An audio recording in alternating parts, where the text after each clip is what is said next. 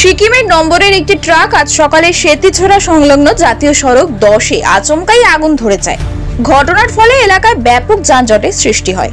কোনো হতাহতের খবর পাওয়া যায়নি। আগুন লাগার খবর পেয়ে দমকল একটি ইঞ্জিন দ্রুত ঘটনাস্থলে পৌঁছে আগুন নিয়ন্ত্রণে আনে। আগুন লাগার কারণ এখনো জানা যায়নি, তবে পুলিশ ও প্রশাসনের তরফে ঘটনার তদন্ত শুরু হয়েছে। দুর্ঘটনার জেরে কিছু সময়ের জন্য জাতীয় সড়কে যান চলাচল বিঘ্নিত হয়।